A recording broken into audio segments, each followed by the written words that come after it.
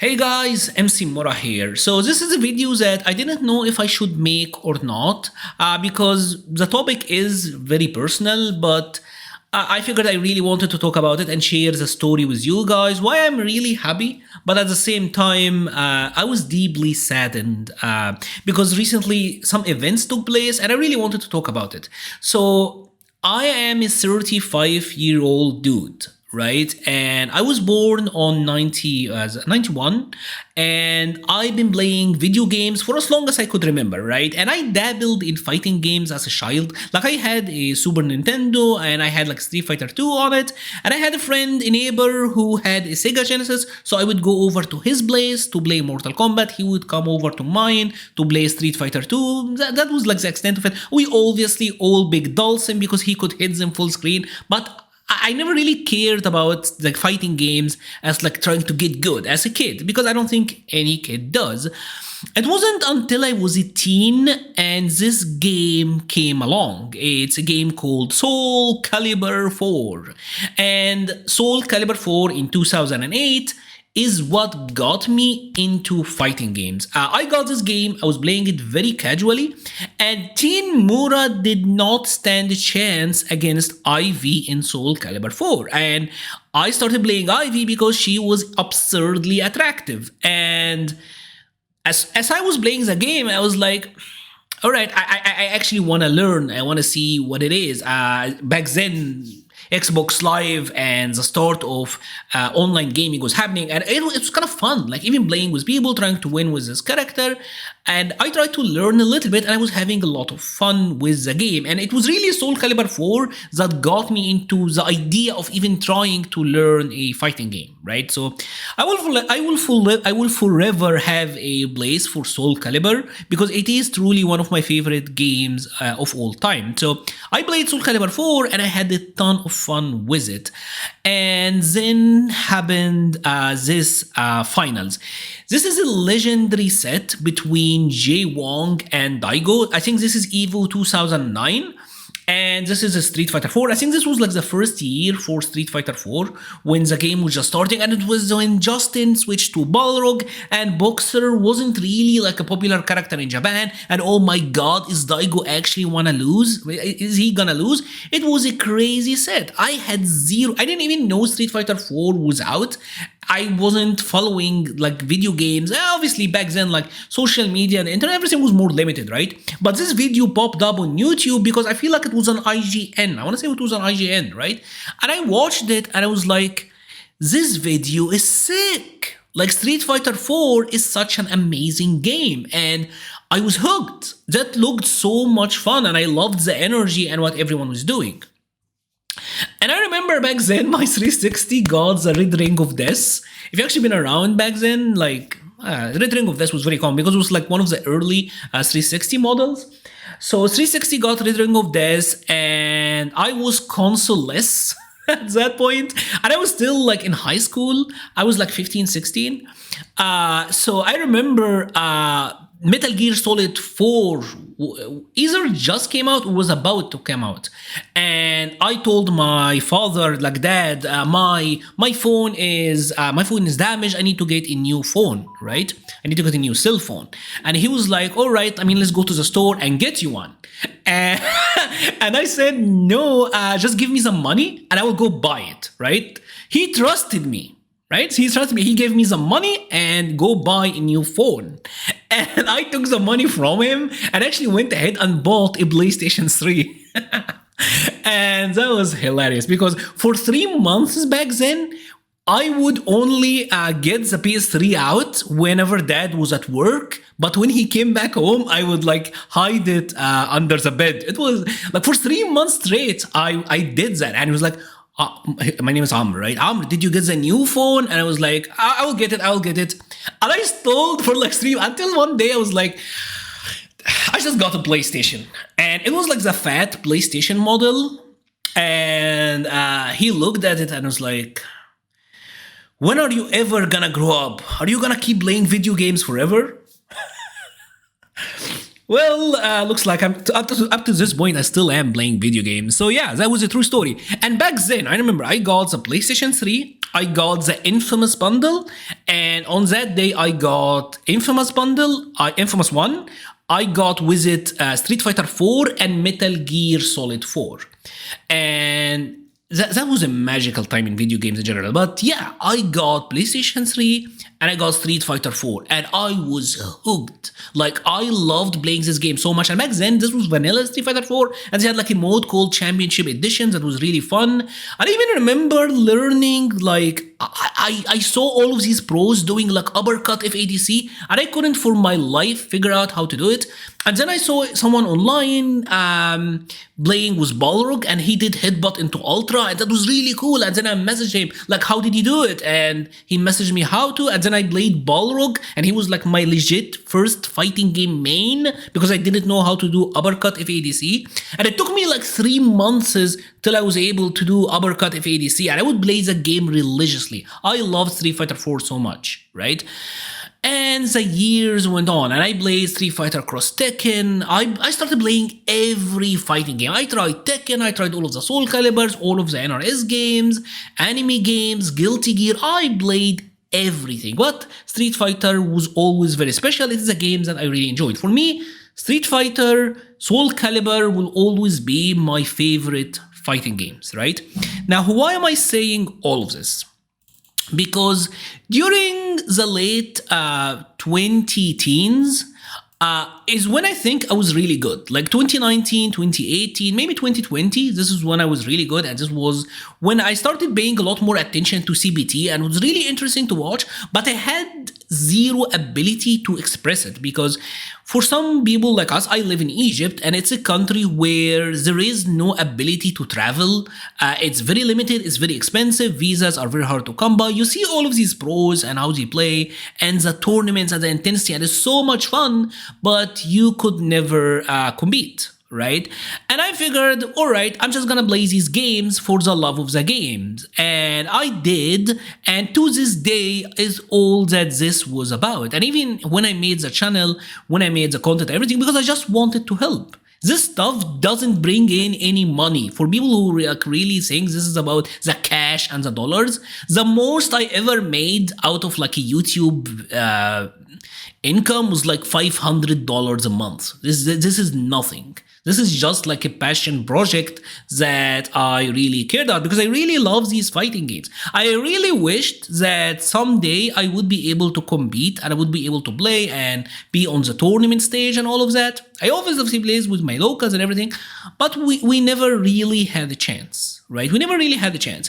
And the days went by and now I am 35 and Street Fighter 6, I'm gonna be honest, I never really grinded like that to be like a great player because realities of life will hit. You get married, you now have more responsibilities as a job, you have a wife, you have duties to fulfill.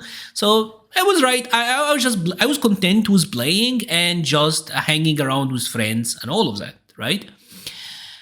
But some time last week, Capcom dropped an announcement. They dropped the World Warrior schedule, right? And Middle East, lo and behold, I see Egypt is in there. Oh, this is actually harder to see now. I messed it up. Oh my god. Mura, please! I took it away. Where did that devil go? Oh my god, I'm sorry. Yeah, Egypt is in there. For the first time in forever, someone from this damned country will actually have a chance to participate in an official CPT tournament. This is crazy. As someone who championed for Africa to have a spot in CBT for so long, and they did have like the South Africa qualifiers with some of the countries over here, still, this was a crazy moment for me. I was ecstatic when I learned that we actually exist on the map now. Like that made me so much happy. Yes, I know that I have zero chance competitively, but I'm still gonna participate. I'm still gonna try because just for the fun of it, because I want to have the moment of playing in an official CBT format. I know that you may take that stuff for granted, and for a lot of you this doesn't matter, but for someone who's been playing fighting games now, I'm approaching like 20 years of trying to get good. This actually matters. And I know that I don't have a chance. I'm realistic about it, but at the same time, there are younger guys like Lins, like Shiko, and others who are still in their early 20s or even younger than that, who may have a viable chance. And I'm really happy for them, right? For me, it's just the participation, just the moment, right? I'm gonna have my WrestleMania moment, damn it. So I was really, really happy. Genuinely, I was really happy until I saw this tweet. And let me preface this by saying that I am assuming that there is no ill intent from Big Bird, right? I'm a grown man. I am assuming that there is no ill intent. But the way that this was worded made me feel not very good. And this is a shared feeling with everyone that I know in Egypt. Every literal player that is local that I know shares the same sentiment. They found this, I don't want to say offensive, but borderline offensive. And the way it was worded was really hurtful because, hey, this has got 130k views. So imagine this, right? Imagine this. Imagine you're someone who, for 20 years, you wanted to get a spot and you worked your butt off in a region that gives you zero chances, and you're just in it for the love of the game, no expectation, and you finally get a spot, and then there is this overwhelming response of, why are you here? Why are you here? Why are you here? That is gonna annoy people. So what Big Bird is saying is, what is the hell is this Capcom? Why is Egypt in the Middle East when it's 200 milliseconds to play them? Can you just stop lumping any countries that doesn't have a region to the Middle East and actually give North Africa a World Warrior? What is this stupid decision, right? And then he went on to elaborate. The only reason they gave a Middle East spot is because of me and Angry Bird, and they've been treating us like garbage. 1 year they had Norway, then they started adding random countries. They've been making the experience miserable, either treat it properly or remove it altogether. And they're talking about Chile that got their own region, and we get an extra countries that we can't play with, in addition to the 10 countries already there. Fix this shit, Capcom, right? So this is a tweet. Again, I am assuming no ill intent, right? But put yourself in my place. Try to see it from my perspective. Why is Egypt in the Middle East? Because if you take a look at the Middle Eastern map, there is Egypt here. Here is the devil here. They didn't put a South American country into the Middle East region. They put a Middle Eastern country in the Middle East region.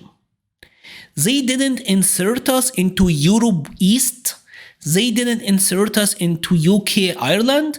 They inserted us in Middle East. And here's the thing for people that don't know what Adel is talking about.